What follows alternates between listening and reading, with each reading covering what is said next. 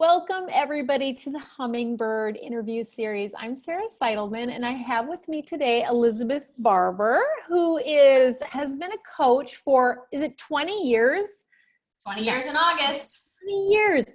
It's amazing. This lady has some experience, people, and helping people. And she has a wonderful new book out on Kindle, which is called Smart Self-Care for Busy Women. And I have read it cover to cover. And the beautiful thing about this book is that it is something you can read and it will actually give you an experience and these beautiful exercises, but it is not taxing. Like it's this gentle, it's like a self-care book that feels like self-care. So you can pick it up for 99 cents and we're going to put, it's still 99 cents. Yeah. And we'll put the link in the post. But welcome, Elizabeth. I'm so glad to have you. Thank you so much, Sarah. You know, you're one of my big inspirations for writing. So I always love talking with you. Thank you.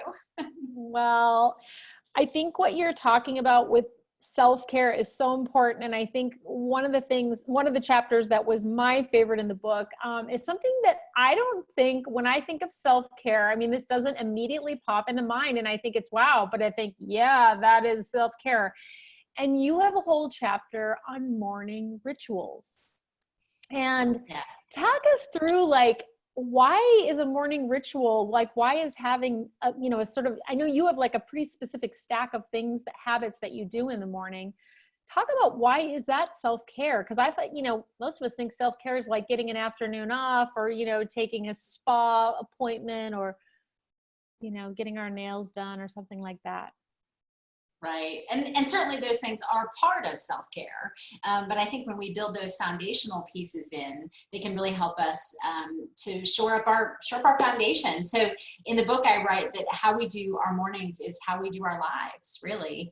And I think that when you can set yourself up in the morning for a solid foundation and give yourself, whether it's 10 minutes or 30 minutes or an hour or more, if you have the luxury of time and you're able to fit that in, but to really devote to doing things that nurture you and fill you up and help you feel balanced as you're beginning your day, then it's going to set the tone for the day. Because we all know that life gets busy and it gets really stressful and we're going to have curveballs thrown at us. And the more we sort of get our foundation solidified, then we can flex and flow with whatever comes at us. So yeah, I love that.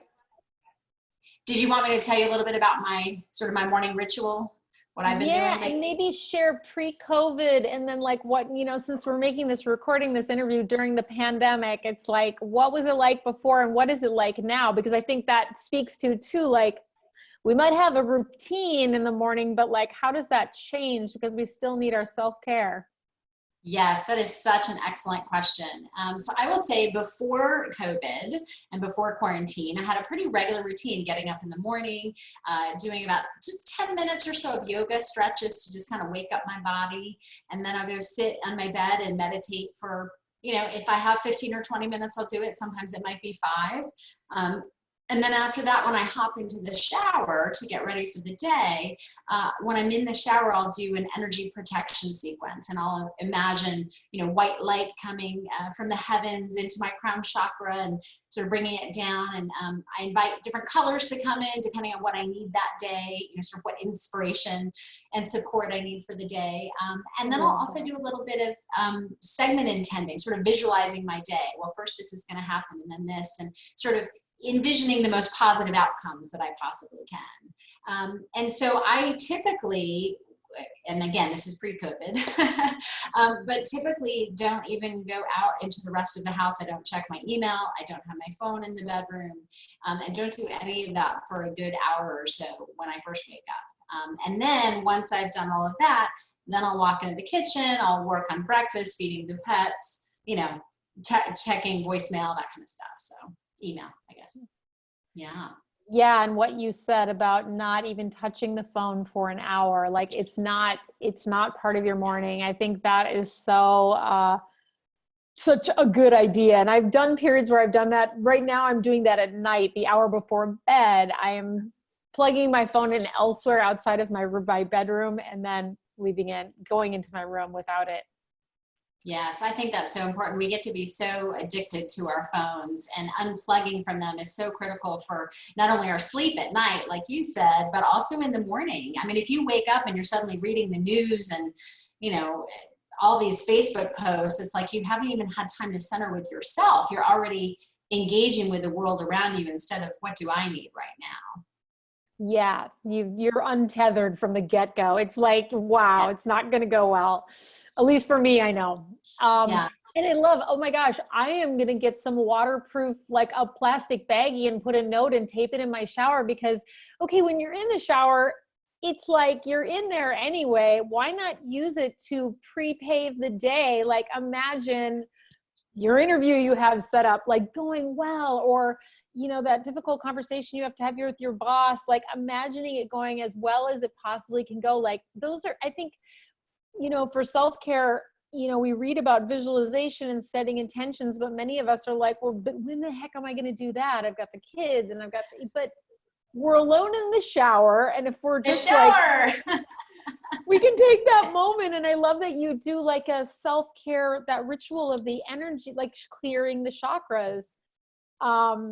Yeah, that's beautiful. I mean, so it's like healing is happening in addition to getting your hair washed. Yes, yes, exactly. So, but now, so speaking of the shower, so let's talk about quarantine times, because I don't know about you, but I've certainly had either days where I've missed a shower, or I might not get Yes, my shower until, 3 o'clock in the afternoon, right? right. Um, so I think what I've been seeing both for myself and also for some of my clients is that, because especially for people who have children at home, with them not being in school right now, what I've seen a lot of parents do is they've been getting up earlier and working while their children are still sleeping. And Yeah. then, so I know that's something I was doing for a while. I'm not doing it now, but in the early days, especially when I was getting ready to launch my book, and, I Yeah. had so much work to do, and Riley was like, Mom, Mom, Mom. And I was like, no, I need to focus. So I Yeah. would get up and I'd work from 6 to 8, and then she would get up around 8. And then, we'd have breakfast and play with the pets and, do all of that. And then I would go back into my office. So really my self-care wasn't happening until later in the day. I might not go for my walk until 1 o'clock in the afternoon, or I might invite her to come do yoga with me in the morning. So I did that sometimes. So we might not do yoga till 9, but say, come stretch with mommy. And, we'd get down and roll around on the floor together. So, Yeah. I think self-care definitely has been different during quarantine for a lot of folks. It's really about figuring out where you can fit it in. Yeah. And I mean, all the people who have little itty bitty kids and are trying to work from home. And I mean, yeah, prayers for all those people because it's not easy. Yeah. Talk about, one of the other things that I found quite memorable and so beautiful. And in fact, I called a friend and shared this idea with her was and I forget which chapter it is, but you talk about the golden goose. Yes. Yeah. So can you share, well, I'm a big fan of beasties, and so I thought, well, maybe we could talk a little bit about animals, but like talk about the golden goose and this concept as it relates to self-care. Yes. Well, the golden goose, and this is actually really fun because I was talking to my daughter about this the other day, and I said, do you know the story of the golden goose? And she didn't. So I told her, and she said, it lays golden eggs. And I said, yes. And I said, well, what would you do if you were given a golden goose? She kind of thought about it for a minute, and she's like, well, I guess I'd make sure it was happy. And I said, yeah. And I said, what else would you do? She said, well, I'd feed it and I'd make sure it had a nice bed to sleep in. And I was like, yes, my 9-year-old gets this. So it's so exciting. Just this idea that if we have a golden goose, something that lays gold eggs for us and is going to give us abundance and wealth and prosperity and love and magic and whatever, how are we going to care for it? And to realize that we are the golden goose. Like I am my own golden goose. You are your own golden goose. I'm a goose. Shake those I love that. feathers. And Yes. so I I must give credit where credit is due. I first heard this concept from Andrea Lee, who, for some of your viewers may know her well. You know, she's one of the leading coaches in our industry. And she talked about this many, many years ago in a speech or a class that I took from her. And it's resonated with me ever since, because just this concept that we are our own golden goose. And we've got to just love us and nurture us and take care of us, because no one else is going to do it for us. Yeah. And if we're not happy and we're not going to be able to lay these amazing golden eggs, which if we're entrepreneurs, like taking care of our clients, creating amazing, books as you've done, creating these beautiful gifts to offer the world, it's like, we're not going to be able to lay those things if we're not, doing this tending and self-care. What do you say to the woman or the man who's like, but Elizabeth, I can't get up in the morning. Like, I just not a morning person, or I'm so exhausted and I don't have 1 minute for self-care. Like, how do you respond to that? Or what would be a tip for somebody who's just completely overwhelmed, especially in this crazy time that we're in? Well, I mean, I think there's a couple of things. The first is you have to find what works for you. So in terms of finding pockets of self-care, for some people, they might be able to say, I'm going to take an hour and I'm going to go sit and read a book, or I'm going to take my journal and I'm going to go do that. And for other people, especially if you have children at home, I mean, one of my neighbors, she has 7 kiddos. I mean, I know her ability to get pockets of self-care is limited. So, I would imagine she does it in little chunks. You get 10 minutes here, 15 minutes there. So it really isn't about a set time or a set process. It's about, what do I need today? And that's one of the questions I talk about is, what do I need today for my self-care? And that's going to look different every day. Sometimes it might just be, I need 15 minutes to call my mom because I need to just touch base with her and check in, or my best friend or my sister, or, whoever. And other days it may be, I am so exhausted. I only got 5 hours of sleep last night. I have to fit in a 30-minute cat nap this afternoon, or I'm just not going to make it through the day. So, it's kind of assessing your energy level every day and seeing what's different. But what I will say is, to the woman who says, I just can't possibly do it at all. And I say, well, then, where are your priorities? Are you giving it all away to everybody else? And how is that serving you? Because if you're so drained and so exhausted, chances are good any go-go juice that you have, you're giving it to people that you love, a spouse or children or aging parents or pets or, best friends or your clients or your business or whatever. But you've got to keep some of it in reserve for you. Because it's not sustainable for the long haul. The short term, sure, any of us, we can run on adrenaline when we need to, you get a project deadline or whatever, that's fine. But for the long haul, for that sustainability, we've got to take care of ourselves. And for those if you want to lay those golden eggs, and I know I do, that's right. that are these gifts that we give to our kids or to our friends or to our clients. So can I tell you this morning on my walk, I found a full egg that had fallen from a tree above. I think it was a duck egg, and it hadn't broken. There was one nearby that had broken, and then there was this one that was completely formed. I was like, oh, that's gorgeous. I mean, it was sad that it didn't turn into the baby duck or whatever, but I felt like it was this little gift from the universe showing me, like, look at this egg, look at possibility. This new life, new beginning, possibility. Yes. Yeah. Eggs are such miraculous creations in and of themselves. Like, I remember we got chickens, and it's like that first egg that they laid, I just looked at it. I was like, whoa, it was like egg. I mean, I've been seeing them for years, but it was mind blowing.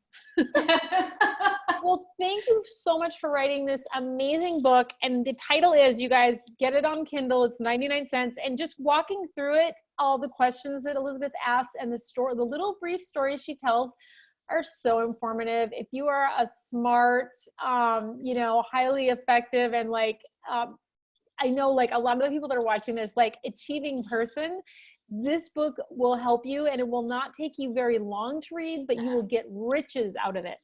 And it's Smart Self-Care for Busy Women by Elizabeth Barbour. And Elizabeth, where can they find you if they would like to work with you or find out more about you?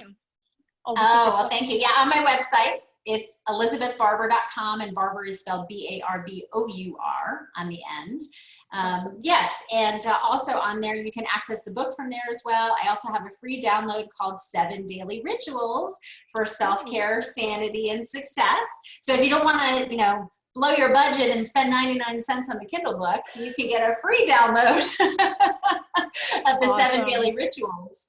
And that's just kind of a fun way to, to get going with your self-care. And I certainly love to stay in touch. I also have a Facebook group called Celebrating Connections, which is a fun way to engage. We're talking a lot about self-care and spirituality in there. So Awesome. Beautiful. Thanks, Elizabeth, for being here. And thanks for watching, everybody.